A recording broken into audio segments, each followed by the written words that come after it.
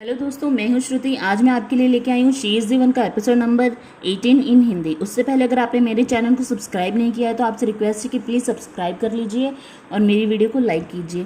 Thank you very much. मैं अब शुरू करती हूँ एपिसोड नंबर 18 इन हिंदी। ड्रामा शुरू होता है जहाँ शेरंग और योयो अपना रेस्टोरेंट बंद करके घर वापस जाने लगते हैं और योयो देखती है कि गार्डन में अब जिनशन की कार नहीं है। योयो उदास हो जाती है और शेरंग उसे कहती है कि चलो अब घर भी चलो। तो योयो और शेरंग घर चले जाते हैं और अगले दिन योयो के रेस्टोरेंट का उद्घाटन होता है। योयो जिनशन का इंतज़ार कर रही होती है पर अभी जिनशन नहीं आया होता और वहाँ पर श्यूजे आ जाता है अपने फूलों की बास्केट लेकर। श्यूजे उससे पूछता है कि तुमने मुझे बताया नहीं, मैं तुम्हारी मदद कर देता ओपनिंग में। योयो कहते हैं कि मुझे लगा कहीं तो मेरा बिजनेस ही ना चुरा लो। तो श्यूजे कहते हैं कि चलो आजकल तुम मजाक अच्छा करने लग गई हो। फिर योयो उससे पूछते हैं कि आजकल तुम्हारा बिजनेस कैसे चल रहा है। श्यूजे कहते हैं कि आज मुझे एक अच्छा पार्टनर मिल गया है, मैं उसके साथ अपने बिजनेस को और बढ़ाऊंगा। आखिरकार प्यार ही सब कुछ नहीं है, मुझे अपनी ज़िंदगी में आगे बढ़ना होगा। योयो कहते हैं कि ये बहुत ही अच्छी बात है, चलो अंदर चलते हैं।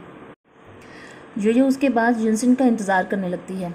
उधर वेंजुन जिनशन को सिंगापुर लेकर ही जा रहा होता है तो वेंजुन उसे बताता है कि जिनशन, क्या तुम श्योर हो तुम सिंगापुर जाना चाहते हो? तुम्हें पता है योयो ने ये सब क्यों किया है?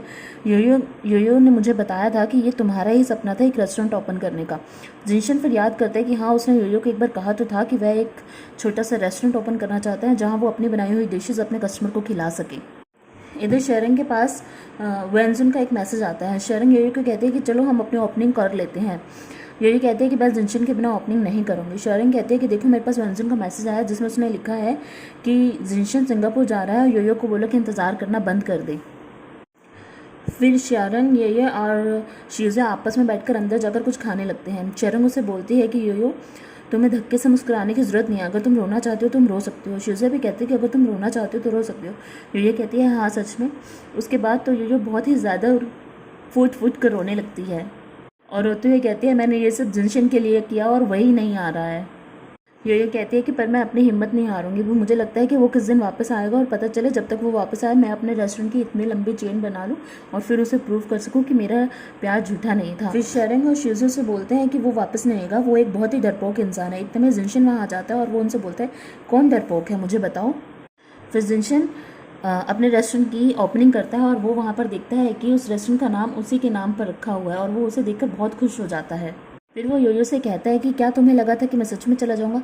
वैसे मैंने सोचा तो था कि मैं चला जाऊंगा और कभी वापस नहीं आऊँगा, पर फिर मुझे लगा कि तुमने ये रेस्टोरेंट मेरे नाम पर खोला है और अगर तुम इसे नहीं संभाल पाई तो मेरा ही नाम बदनाम होगा, इसलिए मैं वापस आ गया। योयो, तुम मुझसे कुछ कहना नहीं चाहती हो? फिर योयो से कहती है कि क्या मैं तुम्हारी गर्लफ्रेंड बन सकती हूँ? जिनशन हाँ कर देता है और उसे गले से लगा लेता है। फिर वो दोनों आपस में किस करते हैं। उनको किस करता देखकर शेरंग और वेंजुन भी आपस में देखकर शर्माने लगते हैं। ओपनिंग के बाद वेंजुन शेरंग का पीछा करता है और वह भी सोचता है कि मैं भी आज शेरंग को प्रपोज कर दूंगा, पर जैसे ही वो प्रपोज करने वाला होता है वो उल्टा बोल देता है। वो शेरंग से कहते हैं कि क्या तुम मेरा बॉयफ्रेंड बनोगी? फिर शेरंग कहती है क्या? फिर कहते हैं कि क्या मैं तुम्हारी गर्लफ्रेंड बन जाऊँ? फिर शेरंग कहती है तुम पागल हो गए हो, ठीक है मैं तुम्हारी गर्लफ्रेंड बन जाती हूँ। फिर वो दोनों भी आपस में हाथ पकड़कर घर के लिए चल देते हैं। इधर शीज़े देख रहा होता है कि हाँ सबकी सेटिंग हो गई है, वह ही अकेला रह गया है। इधर येशियो को जैसे ही पता चलता है कि जिनशन अब सिंगापुर नहीं जा रहा है तो वो भी वापस आ जाते हैं और अपनी टिकट को गुस्से में फाड़ देती है। फिर शीज़े और लेंगन साथ में एक रेस्टोरेंट में बैठते हैं और ड्रिंक करते हैं। शीज़े लेंगे से बोलते हैं कि क्या तुम श्योर हो तुम मेरे रेस्टोरेंट में इन्वेस्ट करना चाहते हो? लेंगे बोलता है कि मैं सोच रहा हूँ कि मैं यहाँ पे थोड़ा सा काम देकर खुद अब्रोड शिफ्ट हो जाऊँ और अपनी पुरानी चीज़ों को वहीं से ही डील करूँ। मैं दोस्त बहुत ही कम बनाता हूँ और तुम ही मेरे अच्छे दोस्त बने हो तो मैं क्यों इन्वेस्ट नहीं करूँ।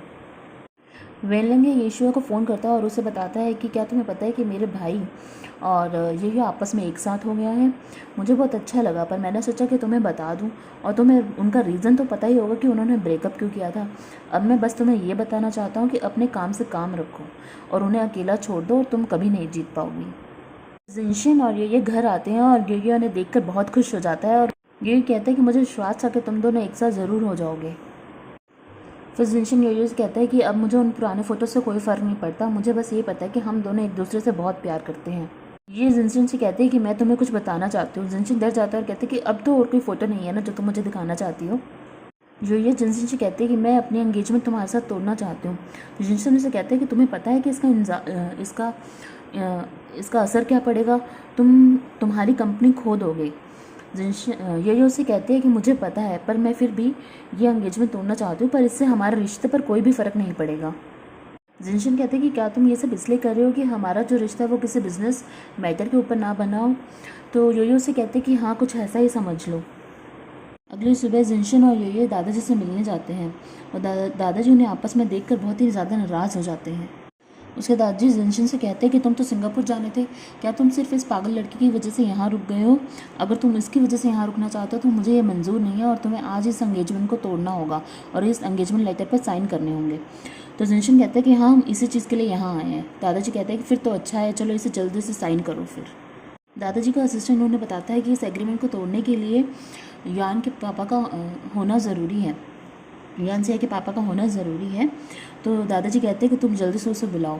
फिर यो अपने पापा को फ़ोन करते हैं, पर यो के पापा फ़ोन नहीं उठाते हैं और उनके असिस्टेंट उन्हें बताती है कि तुम्हारे पापा तो अब्रॉड चले गए हैं और काफ़ी दिन तक घर नहीं आएंगे। तो दादाजी कहते हैं कि ये वो जानबूझ के करता है ताकि ये एग्रीमेंट कैंसिल ना हो उसके, तुम एक काम करो, उसे जेल में पकड़वा दो। तो उसका सेक्रेटरी कहता है कि उसे जेल में पकड़वाने के बजाय पहले हमें उसे ढूंढ लेना चाहिए, क्या पता वो मिलकर हमारे एग्रीमेंट को साइन ही कर दें। जिनशन के दादाजी यो के कहते हैं कि तुम अपने पापा को जल्दी से जल्दी ढूंढ कर लाओ, वरना मैं उन्हें जेल में पकड़वा दूंगा। जिनशन कहती है कि ठीक है। जिनशन और यो कहते हैं कि ठीक है, हम उन्हें जल्दी से ढूंढ लेंगे। फिर यो अपनी मम्मी को फ़ोन लगाकर बोलते हैं कि पापा फिर अब्रॉड चले गए हैं और मुझे उनकी बहुत ज़रूरत थी। मैंने वेंस को कहा है कि मैं 2 महीने के अंदर अंदर उनको ढूंढकर पापा से मिलवा दूंगी और हम ये एंगेजमेंट तोड़ देंगे। उसकी मदद कहती है कि तुम अपने बिजनेस पर ध्यान दो, अपने रेस्टोरेंट पर ध्यान दो, मैं उनसे अपने आप ढूंढ लूँगी, तुम चिंता मत करो। फिर यो और वेंजन अपने रेस्टोरेंट आते हैं जहाँ शरण पहले से मौजूद थे। शरण कहते हैं कि अब तुम आ गए हो तो मुझे भी कहीं जाना है, मेरी आज वेंजन के साथ डेट है, आज मैं उसके घर पर डेट कर रही हूँ। तो शरण ये कहकर वहाँ से चली जाती है। फिर रात को जिनशन और यो आपस में डिनर कर रहे होते हैं कि शरण वहाँ आती है। यो से पूछती है तुम तो वहाँ पर डेट पर गई थी। शरण से कहते हैं कि मैं तुम्हें क्लियर कर दूँ, वो कोई डेट नहीं थी, वहाँ एक पूजा चल रही थी। उसने मुझे पूरी विंडा सिटी के दर्शन अपने घर पर ही करवा दिए। पहले उसने मुझे वहाँ के केक की रेसिपी बताई, जो वहाँ पे केक बनता है, फिर उसने मुझे वहाँ का डांस दिखाया। तुम्हें पता है कि डेट कैसे होती है? डेट ऐसे भी होती है क्या? यो जिनशन से कहती है कि तुम्हें वेंजन से कुछ सीखना चाहिए, तुमने देखा वेंजन कितना क्रिएटिव है। फिर शेयरिंग यो से पूछते हैं कि आज कितने कस्टमर आए। यो और जिनशन उसे बताते हैं कि आज 3 कस्टमर आए। शेयरिंग कहते हैं कि ऐसे तो नहीं चल पाएगा, हमें कुछ ना कुछ करना पड़ेगा कस्टमर्स बढ़ाने के लिए। रेस्टोरेंट की सेल को बढ़ाने के लिए जिनशन एक होटल में जाता है और उनसे बोलता है, उन्हें यो के रेस्टोरेंट का पैम्पलेट देता है और उन्हें कहता है कि आप प्लीज़ हमारी कंपनी हमारे रेस्टोरेंट से ऑर्डर कीजिए। तो उस कंपनी का गार्ड उसे कहता है कि आप प्लीज़ इतने बड़ी कंपनी के CEO हैं और आप हमसे ये रिक्वेस्ट कर रहे हैं, आप हमसे ज़रूर भी मजाक कर रहे हैं। और वो ये कहकर उन्हें अपने होटल से बाहर जाने के लिए कह देता है। फिर जिनशन सोचता है कि ये काम तो नहीं चलेगा। फिर वो एक बनी का रूप बनाकर पैम्पलेट रास्ते में बांटता है, जिससे यो के रेस्टोरेंट की सेल एकदम से बढ़ जाती है और वो बहुत खुश हो जाती है। और फिर वो शाम को जिनशन को मैसेज करता है कि हम एक सेलिब्रेशन पार्टी करते हैं और तुम उस पार्टी में आना।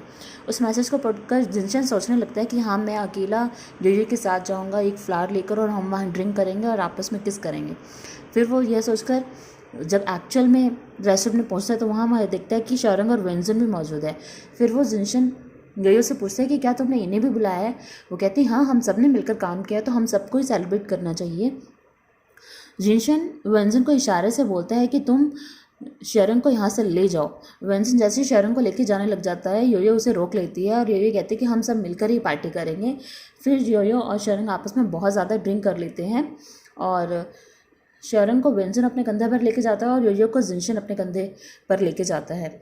जैसे ही जिनशन उसे लेकर जाता है तो वो बेड पर जिनशन को खींच लेती है, उसे कहते हैं कि मैं तुम्हें बहुत ही प्यार करती हूँ और फिर वो उसके ऊपर आ जाती है और इतने में ही ड्रामा ख़त्म हो जाता है। दोस्तों, अगर आपको मेरी वीडियो अच्छी लगी हो तो प्लीज़ मेरे चैनल को सब्सक्राइब कीजिएगा और वीडियो को लाइक कीजिएगा। Thank you very much.